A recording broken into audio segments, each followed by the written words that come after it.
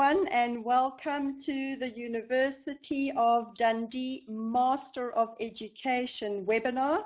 My name is Helen Spiropoulos and I'm the Admissions Manager at Stafford Associates. And joining me this evening all the way from the University of Dundee is Marie. Good evening to you, Marie. Good evening, thank you very much. It's great to be with you tonight. Thank you for joining us, and thank you everyone for joining us this evening. I can see on my left-hand side there are quite a few students that are participating in this webinar. What we're going to do, or how we're going to actually present this webinar this evening, is I'm just going to introduce Stafford in the beginning very briefly. I am then going to hand you over to Marie, who is going to take you through this program. At the end of the presentation, we will open up the chat box where you can type in your questions for Marie. And don't forget, Marie is here specifically for the academic part of the program, so you're very welcome to type in your questions and Marie will be able to answer that. When you do type in your questions in the chat box, please ensure that the tab says send to everyone. And the reason for that is that everyone can see the questions being posted. You'll probably find that they're very similar questions anyway. Okay, all right, let's get started. Who is Stafford Associates? Well, we were established in 1993 and we were the very first resource centre for distance learning education in the Middle East. Currently, we are the resource centre for 5 UK universities, one of which is the University of Dundee. We offer a variety of programs, starting from certificates right through to diplomas, bachelors, MBAs, as well as doctorates. And our main function in the Middle East is to assist you in getting through the registration process for any program that you wish for any university. And we also do offer academic as well as administrative support. Okay, I'm now going to hand you over to Marie and I will join you later towards the end of the presentation. Over to you. That's great, thank you very much. Okay, so my name is Marie. I'm here in sunny Dundee, or perhaps not so sunny at the moment. My role on the programme of the Master of Education is the Programme Convenor, and within that I also look after the admissions. So once you have been supported by Stafford Associates, then that information comes to Dundee and the admissions administrator and myself will support you through that.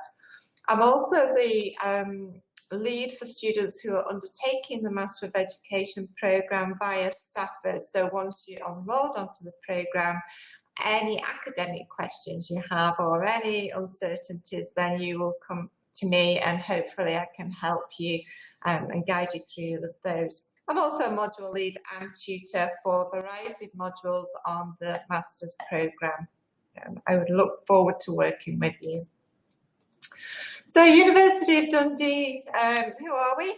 Well, we make a difference around the world through delivering impact into professional practice, not just your own professional practice, but hopefully as we develop that, then that will influence those around you.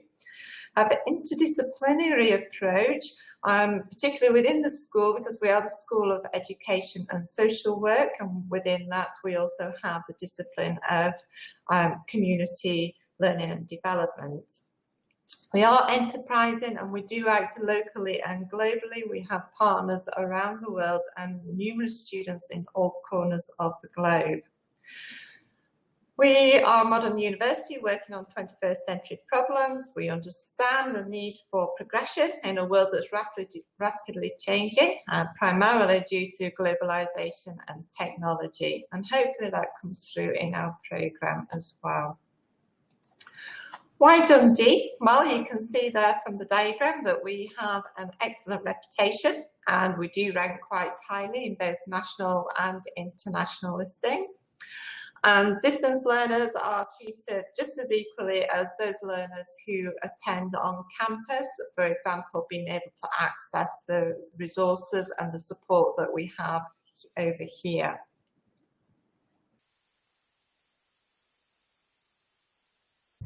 So the MEd then is a master's level learning programme of professional enrichment for educators, as we say, working around the world.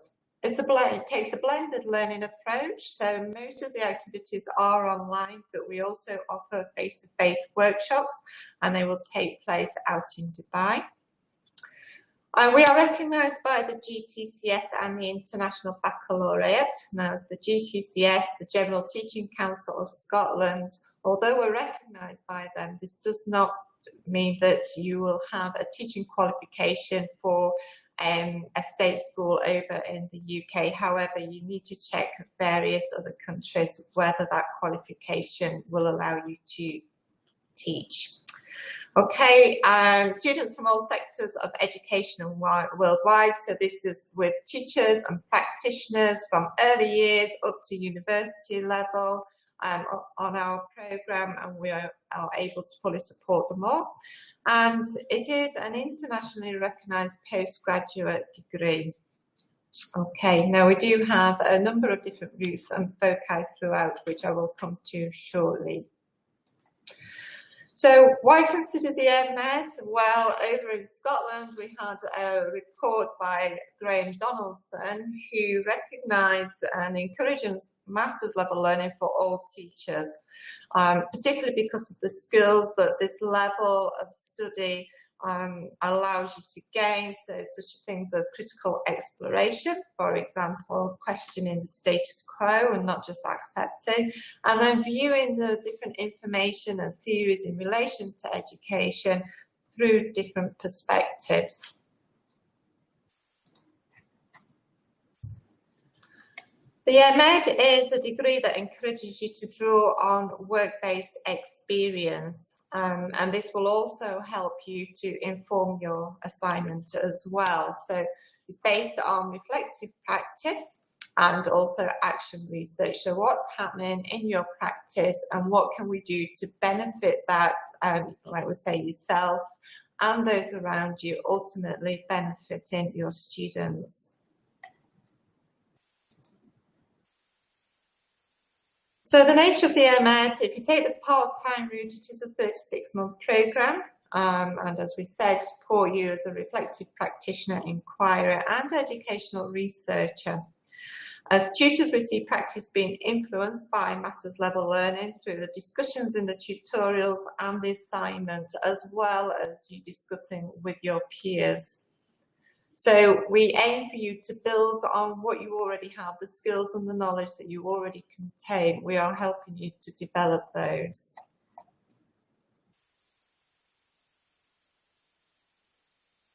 Okay, as I said, helping you to build those competences, the knowledge, the understanding, and to support your development as a reflective practitioner. You may do this anyway as part of your day-to-day role, but we're perhaps formalising a little bit more and bringing it to the forefront. Okay, so the structure of the MEd, as we said, you can study full-time, which is generally the preferred route. Part-time is generally the preferred route, or you can study full-time. There's no difference in context whether you do part-time or full-time. You can see from the diagram there that you can exit after the first 2 modules with a PG certificate, so that's gaining 60 credits. You can have a break then in your study and return to us to complete the rest of the MEd, as long as that is within the 5-year time period. If you already have some postgraduate credits, we could accommodate those as well. So if they're at level 11 or equivalent, we can perhaps map those to our current study. So for some students, that does mean that they will come in perhaps at diploma level, carry out one optional module plus the research methods and on to the dissertation. We will judge this on a case-by-case scenario. Okay, we have a variety of named awards there, so you can specialise in one of these. So it is just one named award. However, if you want to take a more generic approach, then most of the students will opt for the leading, learning and teaching. It really does depend on your personal aim and goal for the MEd. So some people will opt for a named pathway, which means that you will have to take certain optional modules and bring in some of the theories attached to those names throughout your study, including the dissertation. So we also offer, running alongside of the MEd, certificates in relation to International Baccalaureate. Now we have the 3 certificates there, 2 in relation to leadership and 1 in relation to learning and teaching research. Now I'll come back to these in a bit more detail shortly, but I just want to highlight that there is that option of undertaking these alongside the MEd. Okay, so your optional modules, there's quite a list of them there. The ones with the asterisk by the side of them are linked to the named award. So if you do want to take an MEd in international education, then you will have to undertake the international education optional module. Each of these modules are worth 30 credits each. You will undertake, if you are going through a typical pathway, you would be able then to take 2 optional modules plus the core modules, 2 of which are 30 credits and the final dissertation at 60 credits. I'm sure you'll have a number of questions on those. In fact, I can see the questions coming through already, so I will answer those at the end.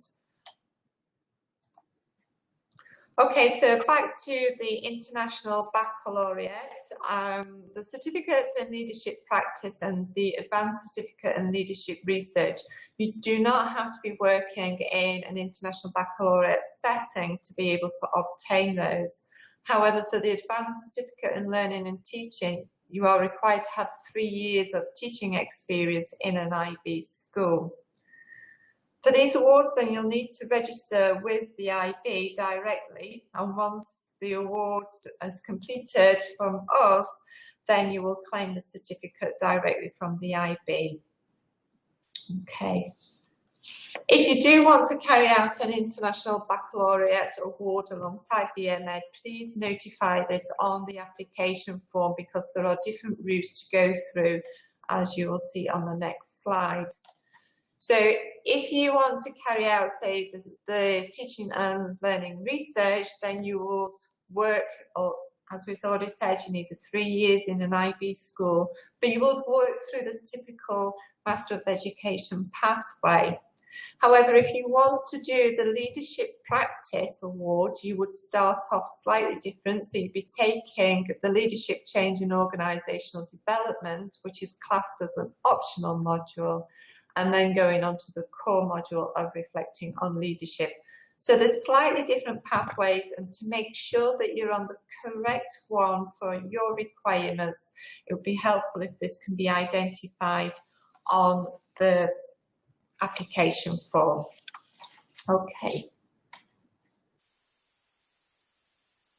Okay. There's sort of some expectations here of what we require from you once you're on to the MEd. But this is really just to help you identify whether you feel that you are able to undertake the MEd. Of course, we'll be offering you support throughout the MEd. So we will be building up on your reflection and how you do this in relation to your professional practice.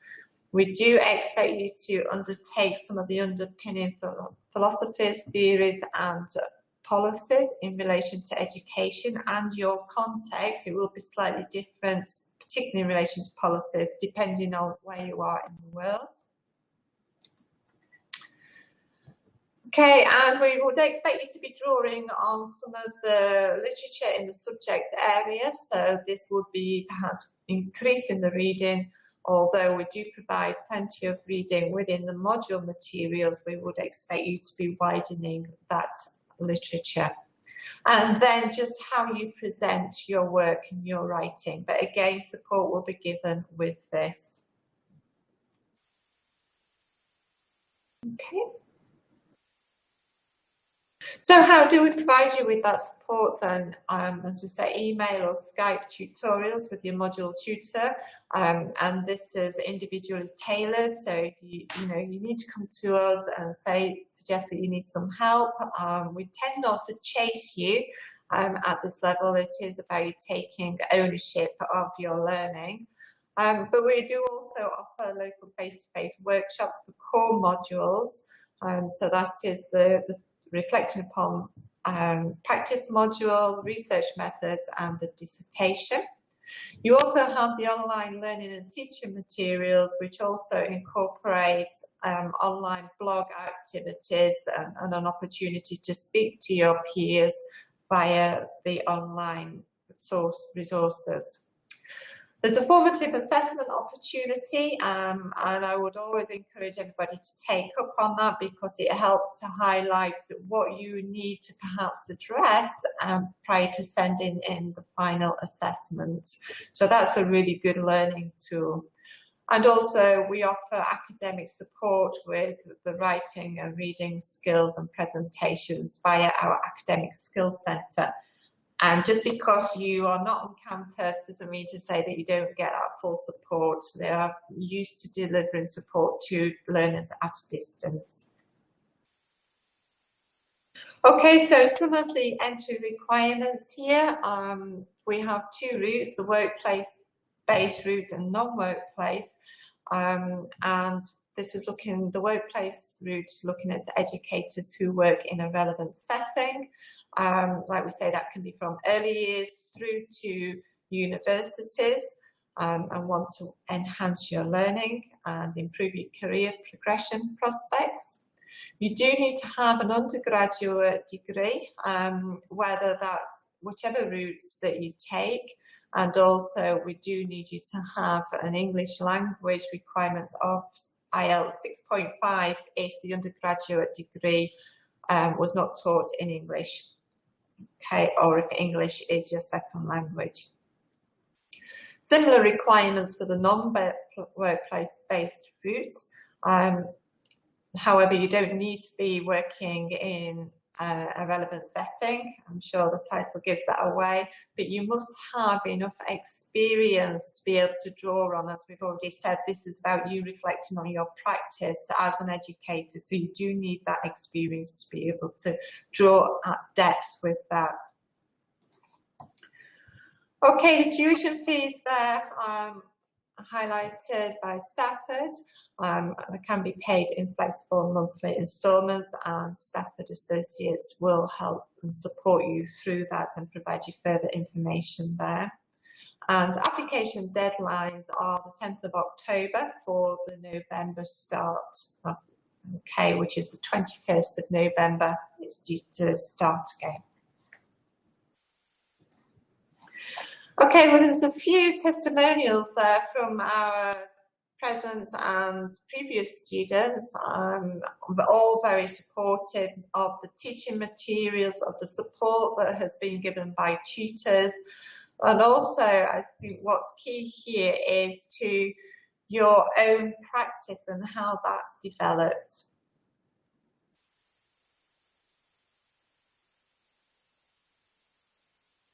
And finally, I can see questions coming in, but if you do have questions, then Helen and I will do our best to answer those for you. So thank you very much for listening. I know it's been a bit of a whirlwind presentation, but we'll do our best now to catch up on some of those perhaps gaps in understanding. Thank you. Okay.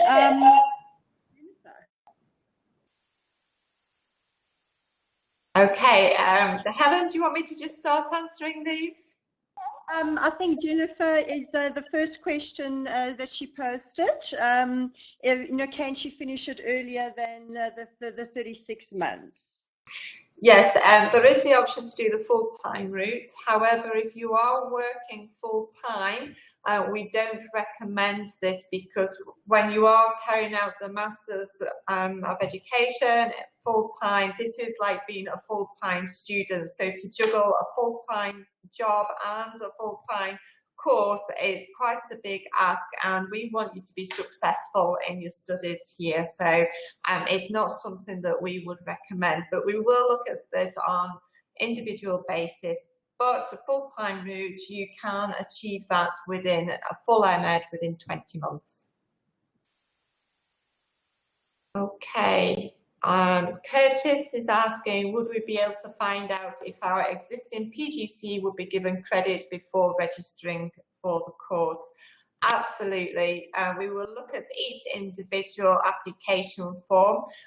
What we do say is that your PGCE has to be achieved, has been achieved within the last 5 years, and we will map that out. So we need as much information as you can give us on your PGCE, how many credits it was and what level of study that was, and also what was the module content, because we don't want you to repeat something if it's not necessary. Okay, hopefully that answers that one. Thank you, Curtis. Okay, is that Theresa? Hopefully we've answered those questions as well. Would a higher diploma in education and in South Africa allow me to qualify? I wouldn't be able to answer that here and now, because I don't know what the levels of education are around the world. So we have students from many, many different countries. So we would certainly look into it, and we would certainly see what level of qualification that's equivalent to. We wouldn't register you on the course if that's not the case, because again, we want you to be successful. So therefore, we do look at this quite carefully, but it's not something that I could answer at this moment in time. But please do put your application in and we'll take it from there. Okay, so Fatima is asking whether this course will qualify me as a teacher. Generally, the answer to that is no. You would need to have a teaching practice certificate for to be able to do that, particularly if it's in a UK, so Scottish education required, for example, an ITE certificate or a PGCE within a practice-based education. I know it sounds a little bit complicated and there's lots of different types of certificates, but the overall answer to that is no, it won't allow you to qualify as a teacher. Okay, Omar is asking, I'm working in a hospital as a trainer educator from last year, wondering if I am qualified, how diversified the programme is. Generally, this is something that I would have to look at on an individual basis, looking at your application form to what your level of education has been previously and the experience to see whether this will be suitable. Certainly, if it's not suitable, then that may be something that we can talk about with Stafford to see if there are other programs that will be more suitable for you. But again, just based on that information, it's not something that I can answer right now. Okay. Mohammed is asking, can I apply if I do not have a degree but teaching for 10 years? And the answer to that is no. We do require an undergraduate degree or something equivalent. Again, Stafford may be able to help you and support you in that undergraduate degree, but as far as the MEd at Dundee is concerned, then we will not be able to accept that application. Sorry. Gifty is asking, do you have scholarships will it allow me to teach in a university? There's no specific, as far as I'm aware, and particularly here in University of Dundee, there's no requirement for you to have a teaching degree or a teaching certificate to become a lecturer in a university. For scholarships, that's something that you would have to speak to our student funding and finance department about. It's not something that I can answer again. It's not academic related, so you would need to perhaps do a little bit more digging on that, and we would certainly help you to do that and point you in the right directions. Okay. Okay, thank you, Curtis. Okay, B.Ed honours from South Africa. Yes, a B.Ed honours, that would be suitable for you to undertake a master's degree. It is an undergraduate degree that's recognised here. So yes, that would be perfectly acceptable. Okay. Omar, British national but living in Egypt. Should I pay the overseas fee or the UK EU fees? Again, the fees are related to Stafford Associates. So Helen, I'm not sure if you want to come in and perhaps respond to some of these fees questions. Thank you, Marie. Omar, all students that do reside in the Middle East do have to come through Stafford. Our fees are priced in US dollars. We do have a very flexible payment plan for you. So do get in touch with us and we'll be able to assist you in that regard. Okay, thank you, Helen. Okay, Fatima, will I be able to attend the graduation at the actual university? Absolutely, and we would encourage that. It's a celebration of your hard work, and we as tutors like to see you as well. So, yes, absolutely. And once you get to whichever level of exit, whether that's certificate, diploma, or the full masters, then you'll be notified of information of how to go about attending the graduation. But we would love to see you over here, so that'll be great. Okay, can we do this course if we are not working in an educational setting? From Jennifer.